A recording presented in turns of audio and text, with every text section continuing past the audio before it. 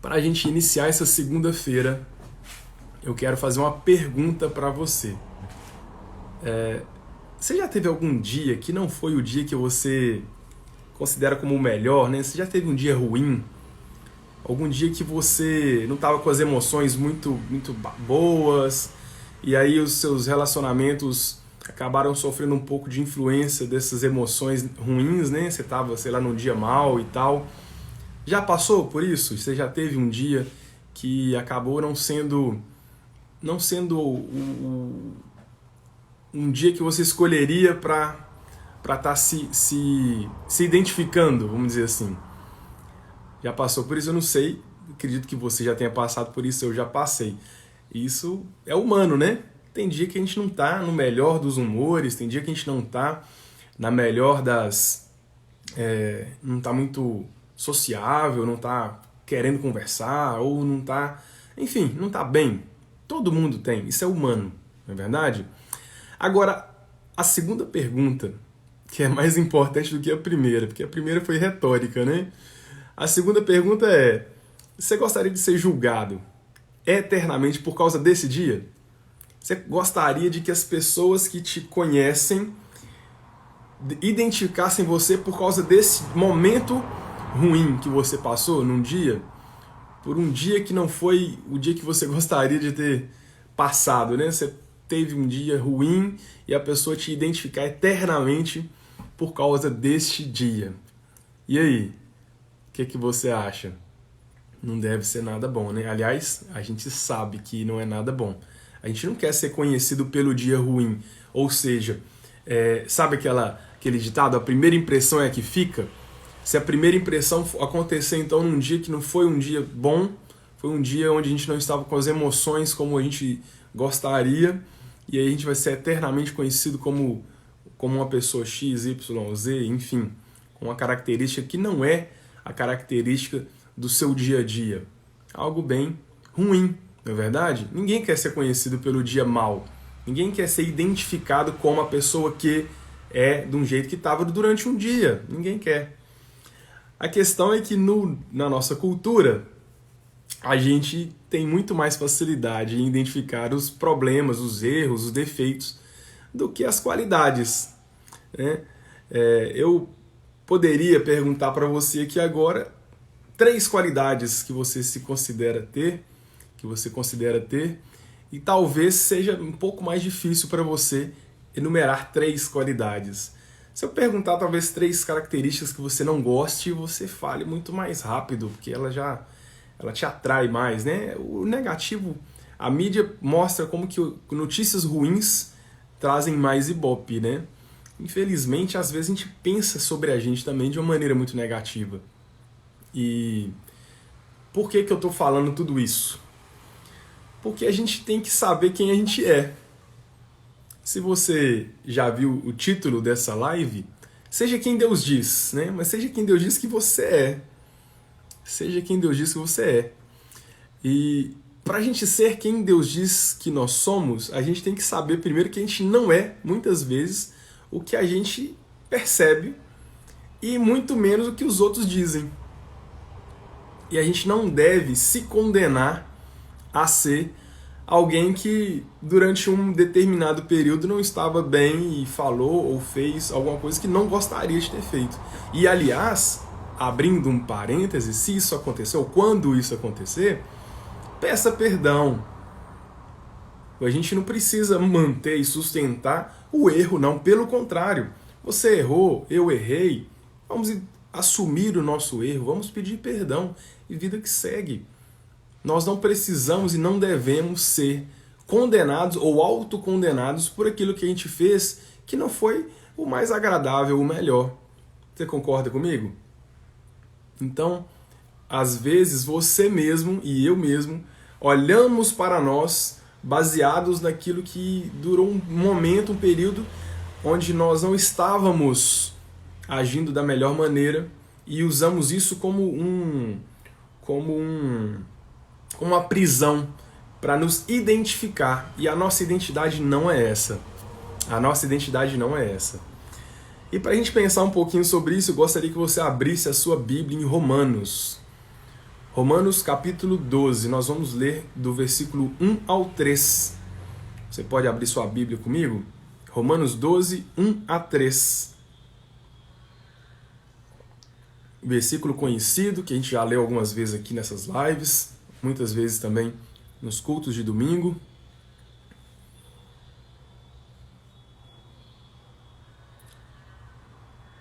Romanos 12, 1 a 3.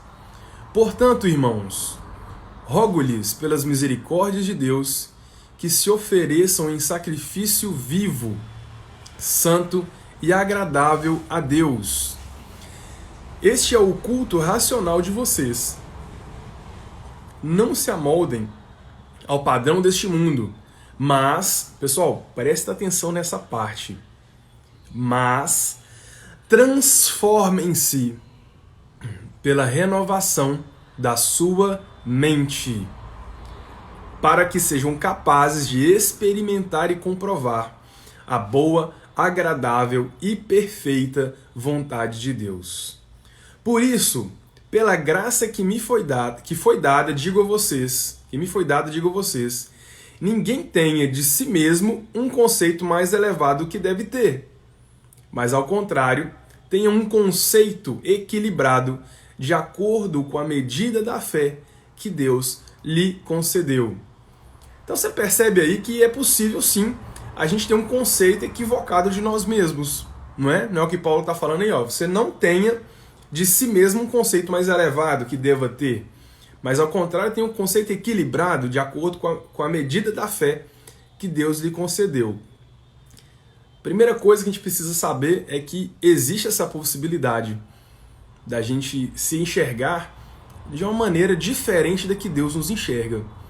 E por que eu estou falando que é importante a gente saber isso e a gente entender isso? Porque quando você tem certeza, não cabe dúvida. Quando a gente tem certeza que a gente vou falar aqui de mim, né? Me colocando como exemplo. Se eu falo assim, eu sou uma pessoa muito antissocial, eu sou uma pessoa que não gosto disso, eu sou uma pessoa que não faço isso, eu começo a colocar certezas em mim, eu não abro mais a possibilidade de mudança, porque eu sou assim. E quem ele tem a essência daquele jeito. Mas se eu mudo essa palavra ser pela palavra estar, a gente percebe que as coisas mudam um pouco. Se eu falar eu estou antissocial, eu estou assim, eu estou daquele jeito. E aí, sabendo que nós podemos ter um conceito equivocado de nós mesmos e sabendo que, de acordo com a palavra de Deus, nós somos chamados para ter a nossa mente transformada, transformem-se pela renovação da sua mente, é o que Paulo está dizendo. Então, sabendo disso, sabendo dessa possibilidade também, porque primeiro eu sei que existe a possibilidade de eu estar achando algo equivocado de mim mesmo, ou do outro também, né? Porque não se aplica só a nós, não é verdade? Mas começando em nós. E segundo, eu sei que eu devo ter uma mente renovada. Eu sei que eu devo ter um conceito equilibrado de acordo com a medida da fé que é derramada. Em Provérbios, Salomão fala assim que o homem, como imagina na sua alma, assim ele é. Está lá no capítulo 23, versículo 7. E o que isso significa então? Que do jeito que eu me imagino eu sou, e eu sou então transformado naquilo que eu penso? Mais ou menos. A forma como nós pensamos sobre nós mesmos, elas vão interferir sim no nosso comportamento. Elas vão interferir sim na forma como nós agimos, naquilo que nós acreditamos que é limitação para nós. Então, se você recebe um convite e esse convite você crê que você não dá conta de executar aquilo que você foi convidado, você fala não. Pronto, acabou. E você para ali, porque você tem certeza que você não dá conta. E muitas vezes você está enganado, você está enganada, e o Senhor tem para você muito além do que você foi convidado a fazer. Não é? Isso já aconteceu comigo, eu acredito que já tenha acontecido com você também, da gente deixar de usufruir de algo que Deus tem para você e para mim, porque a gente tem ou medo, ou receio, ou a certeza de que a gente não tem a capacidade para ele. Olha, eu acho que você e eu podemos até estar certo em relação à capacidade aquém do que deveria. Mas nós temos um Deus que nos capacita.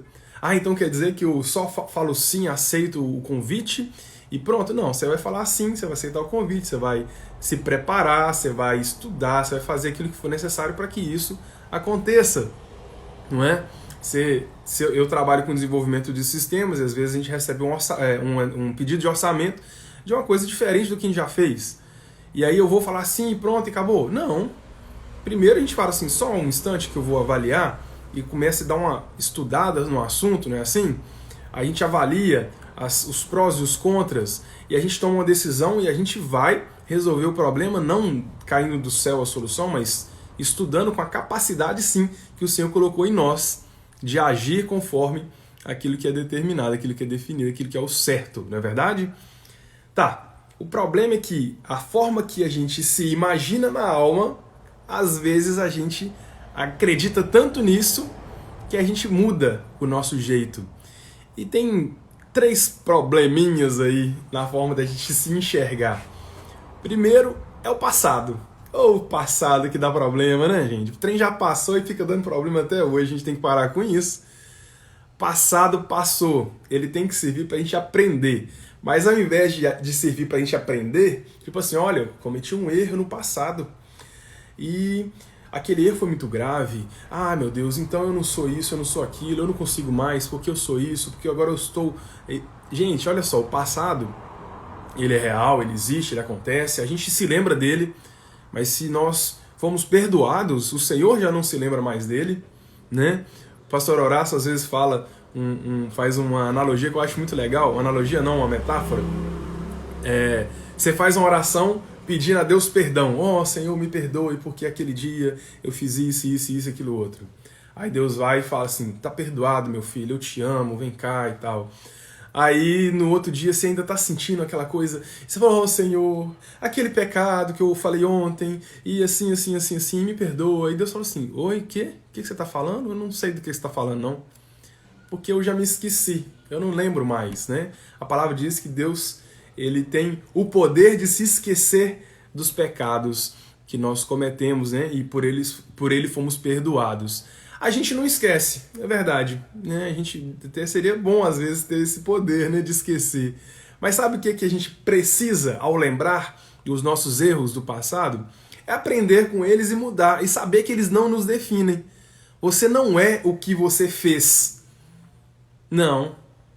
Você não é o que você fez. O que você fez passou. Você pediu perdão? Você se arrependeu? Porque também, né, talvez você não tenha se arrependido e o que você fez, na verdade, é o que você continua fazendo. Então não é passado, é presente. Mas o passado não te define. O passado não pode nos definir. Talvez a gente também se perca um pouco em relação às oportunidades, né, que a gente perdeu. Nossa, porque em 1937 eu recebi aquele convite. Sabe aquele convite? Eu achei que eu não era capaz e... Rapaz, se eu tivesse aceitado aquele convite, ou que a vida estaria diferente hoje, hein? Nossa, agora eu tô aqui e blá, blá, blá, blá, blá. Ah, mas se eu tivesse feito isso no passado... Acaba que mistura, né? As oportunidades perdidas estão lá no passado também, mas muita gente vive em função daquilo que deveria ter feito e não fez. Né? O passado que eu falei antes é aquele assim, o que eu fiz e não deveria ter feito. E talvez você tá lá pensando aquilo que você não fez e deveria ter feito. Nossa, eu estaria lá na frente hoje. Se eu tivesse ouvido fulano, que agora não estaria sofrendo isso. Ô, gente, então, passou. Não permita que o seu passado continue te levando para esse mesmo caminho. Porque o fato é que hoje, e nós temos o hoje, nós não temos o amanhã, nós não temos o ontem, mas temos o hoje para mudar, para fazer, para errar de novo e acertar depois e aprender com esse erro, para andar junto, para pedir ajuda. Porque nós somos seres sociáveis, né? Seres sociais. Fomos criados por Deus para andarmos juntos. Tanto que você vê que nós estamos inseridos em bairros, né? Cidades, estados, países. Não é assim? A gente não vive como alguns animais que vivem isolados, um, no máximo dois. Não, nós somos seres criados por Deus para andarmos juntos, em comunhão uns com os outros. Nós somos uma grande família. Esse é o propósito de Deus para você e para mim, já fazendo um grande spoiler aqui, de algo que você já sabe, né? Quem Deus diz que você é? Você é filho amado dele, semelhante a Jesus, para que juntos, você e eu, e Cristo e o Pai, sejamos uma grande família. Você e eu fomos chamados para sermos filhos de Deus, semelhantes a Jesus. Esse é o propósito maravilhoso do Senhor. Uma grande família de filhos semelhantes a Jesus. Mas aí, fecha aqui o spoiler e vamos voltar para a lente da família, porque a família biológica, às vezes, pode sim pode interferir no nosso comportamento e na forma que nós nos enxergamos. Não é?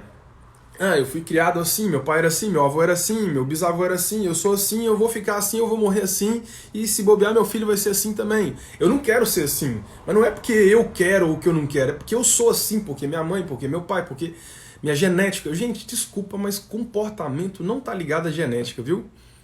Desculpa te desapontar, porque a genética ela tem, sim, uma série de coisas muito interessantes, né? Mas o comportamento e o temperamento, que é outra grande desculpa também, né, que a gente usa. Porque o meu temperamento, eu sou muito assim, eu sou explosivo, ou então eu sou muito assim, eu sou fechado, eu não gosto de conversar. E a gente usa isso como desculpa para ficar no conforto, né? O conforto de não mudar. Muitas vezes é isso que a gente quer. A gente não quer mudar. Mudar é desconfortável, né, gente? Ter que mudar é algo que nem sempre ou quase nunca é confortável. E fazer o quê, né? É assim que a gente cresce, é assim que a gente amadurece, não é verdade? Mas essas três maneiras de se enxergar, elas são muito ruins quando elas determinam a forma como você se vê e elas não permitem a mudança. Porque, pensa comigo, se eu nasci assim, eu fui assim, sempre fui assim, você sempre assim, tem espaço para mudança nessa fala? Se eu fico pensando no que eu deixei de fazer e deveria ter feito, existe espaço para mudança? Porque o que passou, passou. Se o que eu fiz e não deveria ter feito é o motivo pelo qual eu sou do jeito que eu sou, ou pelo menos que eu penso que sou do jeito que eu sou, não existe espaço para mudança, para transformação.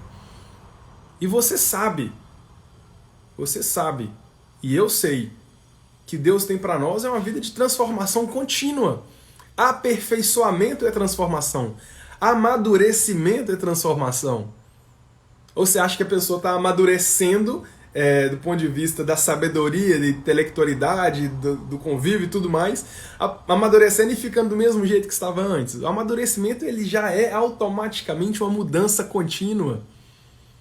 Você quer ser maduro na fé? É um processo, não é verdade? Você quer ser maduro, você quer ser sábio, quer ser sábia?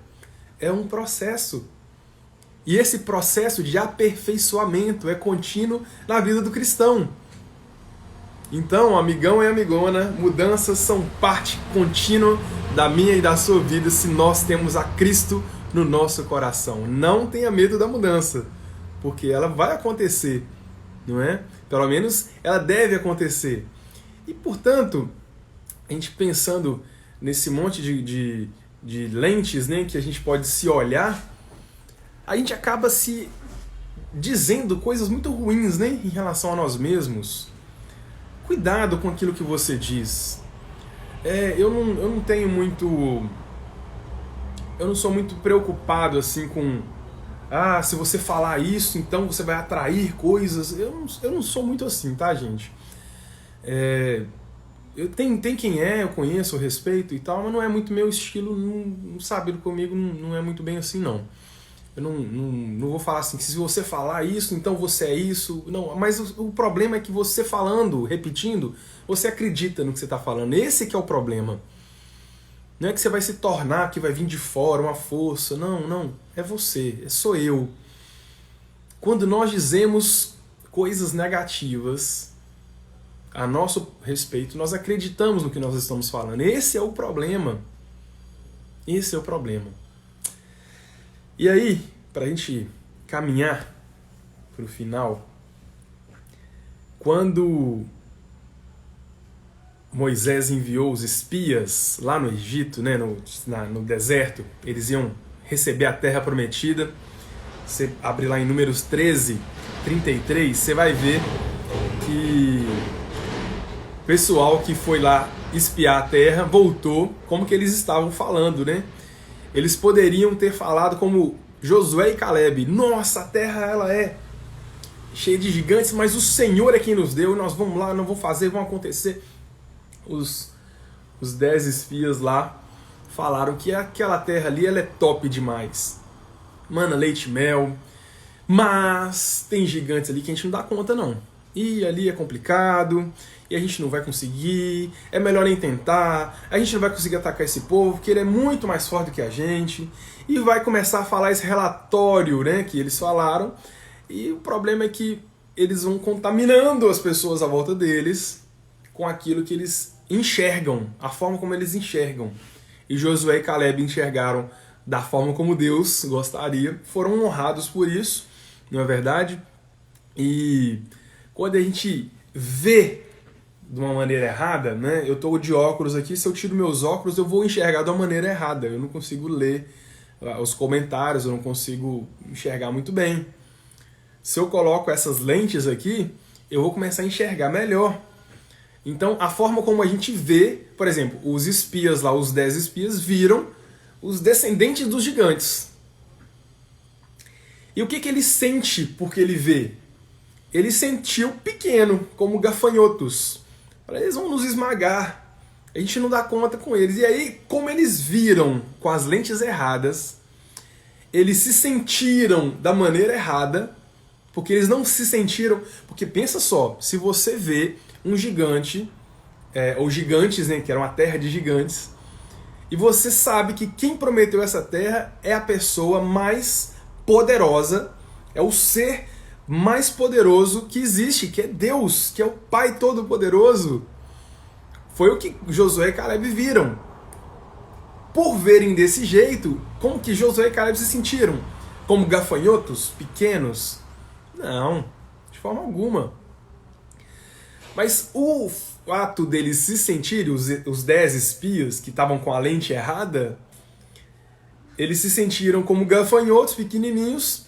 E o que eles disseram? A gente não pode, não tem como, eles são muito mais fortes do que a gente. Então, a forma que a gente se sente, a forma que a gente vê e se sente, ela vai interferir na forma que a gente fala. E o problema é que a gente acredita nisso, e é uma mentira. Você sabe, conhece a história da Terra Prometida. Se você não leu a Bíblia, talvez você tenha visto na novela. Eu não sei se a novela foi tão fiel à Bíblia ou não, mas fato é que conhecimento, informação está aí disponível em várias mídias, né? Não só no papel. E a história da Terra Prometida nos mostra que ela foi conquistada, não é? Os israelitas, eles entraram em guerra assim com os povos daquela região e venceram. Não é verdade? O Senhor tinha uma promessa, por isso que é a Terra Prometida. E por causa dessa promessa, nós poderíamos, se estivéssemos lá, crer também, como Josué e Caleb creram. O problema é que às vezes a gente esquece até as promessas de Deus para a nossa vida, né? E aí a gente não acredita nessas promessas, deixa de acreditar ou esquece e passa a enxergar gigantes, onde, na verdade, para Deus aquilo não é nada. Para Deus aquilo não é nada. Gente, a questão é como que Deus nos vê. É isso que é importante, né? Todo esse rodeio, toda essa fala sobre como a gente se vê, é importante porque a gente precisa ter entendimento e saber que a forma que a gente vê interfere na forma que a gente se comporta. Mas muito mais importante do que isso é saber como que Deus nos vê. Em João 1, 45 a 47, Jesus encontra com Natanael. João capítulo 1 foi quando Jesus começou a chamar os discípulos, né? Jesus chamou André chegou para Natanael e falou: cara, encontrei Jesus, encontrei o Messias. Ele é Jesus de Nazaré. E o cara falou assim, Natanael falou assim: mas tem como vir alguma coisa boa de Nazaré? Tem como ter alguém que preste daquele lugar? Olha o que o cara falou, gente. Agora você imagina você ouvindo uma coisa dessa. Como que você vai falar de Natanael? O que você vai imaginar de Natanael? Esse cara é um cara problemático, bicho. Esse cara não é um preconceituoso. Pessoa má, pessoa que julga as pessoas. Que terrível esse Natanael, né? Bom, primeiro, vamos lá. Pausa aqui e mais um parênteses na nossa conversa. Você sabe se Natanael estava num dia ruim naquele momento, ruim e tal, enfim, né? A gente não sabe o que ele passou para pensar dessa maneira. Isso, a Bíblia não fala nada disso, tá, gente? Eu que estou pensando aqui pra gente também, lembra a primeira coisa que eu perguntei, se a gente já foi julgado ou se a gente não acabou julgando alguém por um dia ruim, né?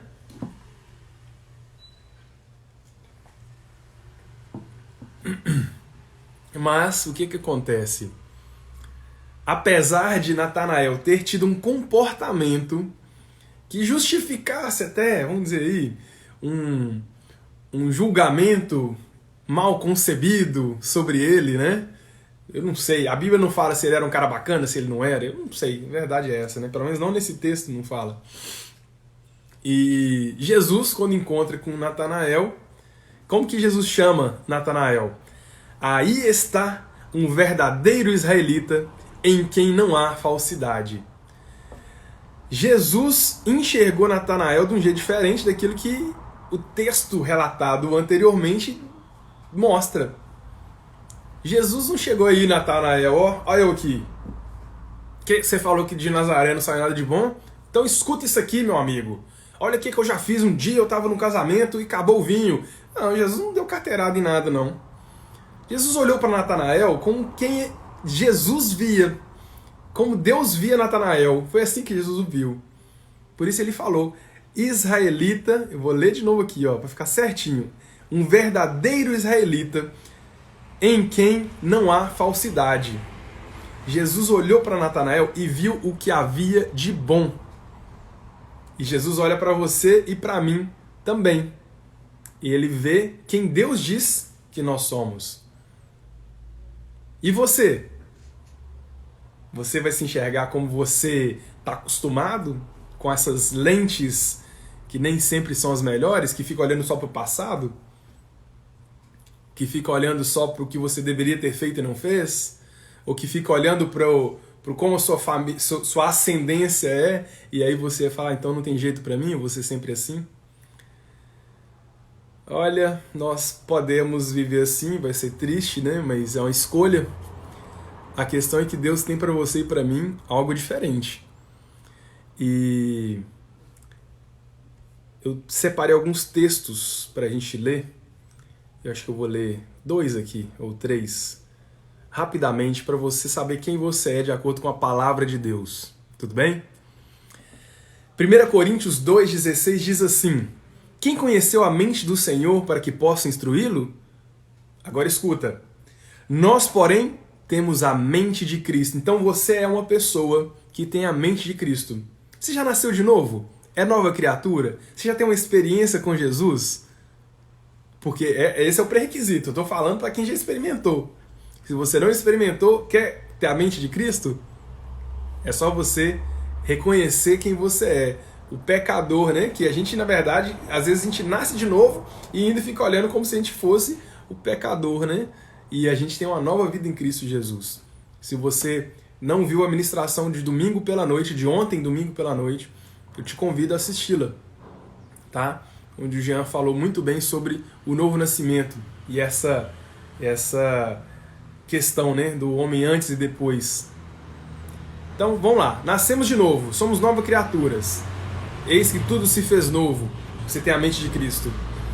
Efésios 1:3 diz assim: bendito seja Deus e Pai de nosso Senhor Jesus Cristo, que nos abençoou com todas as bênçãos espirituais nas regiões celestiais em Cristo. Então você é bendito, você é bendita, abençoado com todas as bênçãos espirituais nas regiões celestiais. Esse é quem você é quem eu sou, de acordo com a palavra de Deus. E aí, é melhor crer nessa palavra ou crer no passado, que passou, ou que deixou de existir porque eu não fiz. Gente, vamos lá. Vamos olhar com a lente certa, com a lente da palavra. Romanos 12, 1 e 2 diz assim: portanto, irmãos, rogo-lhes pelas misericórdias de Deus que se ofereçam em sacrifício vivo, santo e agradável a Deus. Este é o culto racional de vocês. Não se amoldem ao padrão deste mundo, mas transformem-se pela renovação da sua mente, para que sejam capazes de experimentar e comprovar a boa, agradável e perfeita vontade de Deus. O versículo que nós lemos no começo. E o que tem aqui para nós? Que a nossa mente ela precisa ser renovada. A sua mente ela pode ser renovada, constantemente renovada e melhorada e aperfeiçoada. Colossenses 3, de 1 a 4 diz assim: portanto, já que vocês ressuscitaram com Cristo, então, primeira coisa, você ressuscitou com Cristo. Olha que coisa maravilhosa. Procurem as coisas que são do alto, onde Cristo está assentado à direita de Deus. Olha, outra coisa para você e para mim focarmos, pensar nas coisas do alto, pensarmos nas coisas do reino de Deus. Gente, isso aqui são poucos versículos dentro de vários. A palavra de Deus está cheia, lotada de passagens que falam quem nós somos em Cristo Jesus. Que fala quem nós somos depois do novo nascimento em Cristo Jesus. Não é? Porque se a gente pegar a Bíblia para olhar o homem antes de Cristo, antes da nova vida, aí sim, realmente é tristeza mesmo. Aí não é complicado. É importante a gente saber sim, para saber de onde Deus nos tirou, não é? De onde Deus nos removeu, de onde Deus nos tirou, como Deus nos fez novas criaturas. É importante a gente saber sim do passado, mas não para viver em função dele, mas para ver e glorificar a Deus que tem nos transformado dia após dia. A gente, lendo em Apocalipse, você vai ver como que a noiva transformada, né, como que Apocalipse relata, no capítulo 19, a noiva, é algo maravilhoso. João viu a noiva perfeita. E é dessa forma que Deus olha para nós, como a noiva perfeita, imaculada, né, sem mancha, sem ruga, sem pecado. E essa vida nova que Deus traz para a gente através de Jesus Cristo, ela pode ser vivida hoje, agora, porque o futuro não chegou, o passado já passou, é hoje. É hoje. Bom, será que você tem vivido uma imagem distorcida de si mesmo? Ou será que você já está vivendo aquilo que Deus tem para você? Então, uma pergunta para a gente encerrar. Sua visão de você mesmo está alinhada com a visão que Cristo tem sobre você? E às vezes a gente pode se pegar com dificuldade, né? Nessa visualização de quem nós somos. Por isso que a gente tem que se comprometer com a palavra de Deus. Tem que ler, meditar. Tem que buscar a Deus. O que a palavra diz sobre você? E uma coisa interessante, né? Da mesma forma que às vezes a gente se pega falando mal, falando de uma maneira negativa sobre nós mesmos, a gente deve parar de fazer isso primeiro, não é verdade? E passar a declarar a palavra de Deus.